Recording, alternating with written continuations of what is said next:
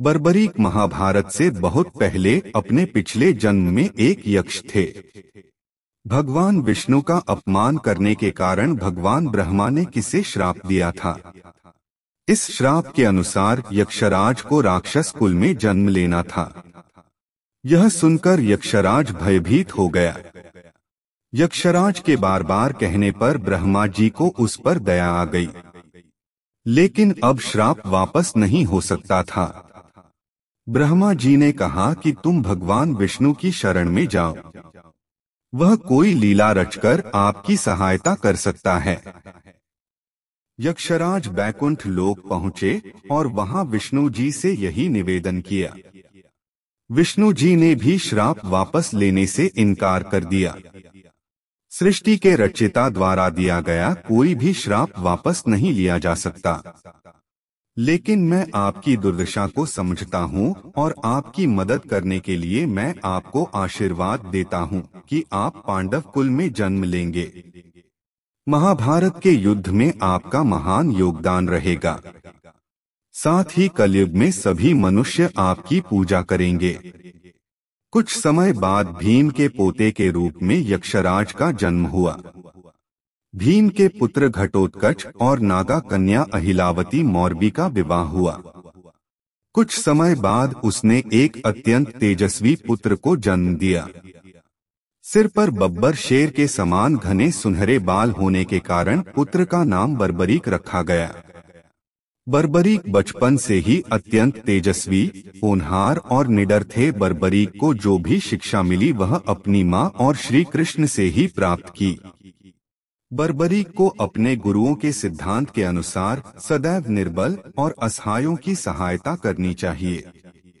बर्बरीक अपने युद्ध कौशल के अलावा एक महान योगी और शिव भक्त थे।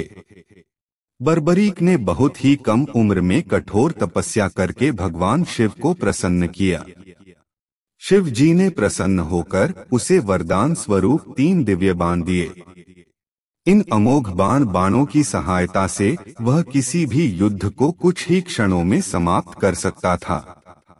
जब बर्बरीक को पता चला कि महाभारत का युद्ध टाला नहीं जा सकता, पांडवों और कौरवों के बीच युद्ध होगा, फिर उसने अपनी मां से अनुमति ली और युद्ध भूमि की ओर चल दिया और कहा कि मैं युद्ध देखूंगा, निरीक्षण करूंगा और युद्ध में जो कमजोर पड़ रहा है उसका समर्थन करूंगा। बर्बरीक नाम के धनुर्धर ने महाभारत के युद्ध में बहुत महत्वपूर्ण भूमिका निभाई थी।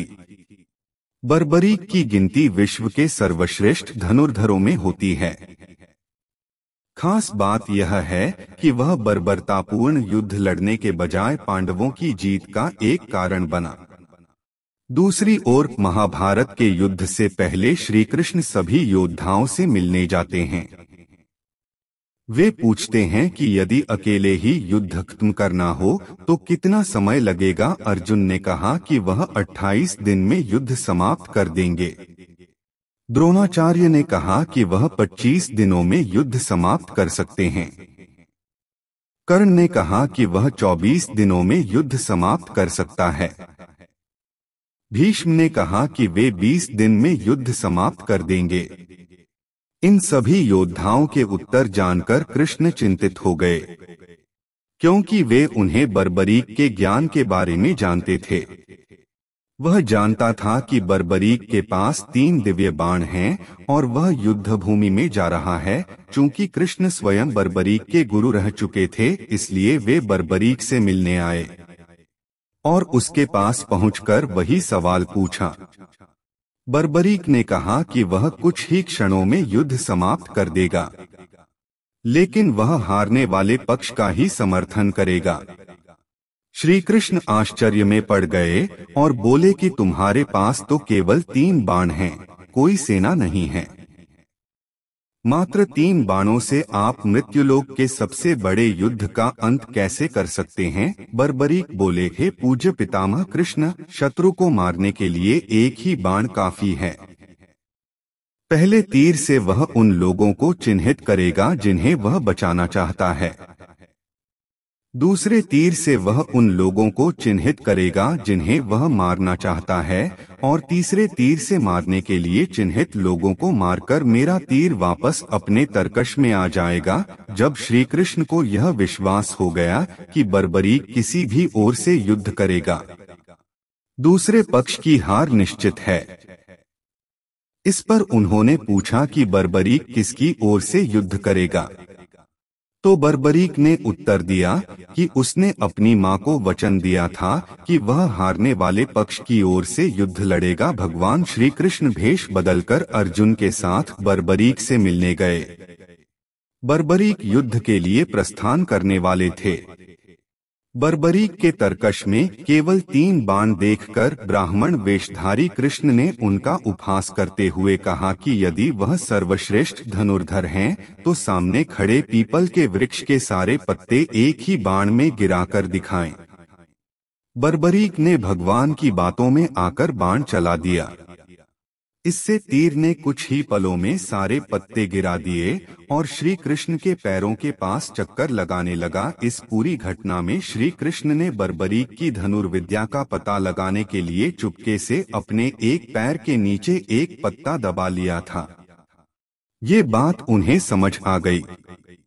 उन्होंने मुस्कुराते हुए श्री कृष्ण से अपना पैर पत्ते से हटाने का अनुरोध किया ताकि तीर अपना काम पूरा कर सके। श्री कृष्ण फिर ब्राह्मण का भेष बनाकर बर्बरीक के पास पहुँचे और दान में उसका शीश मांग लिया।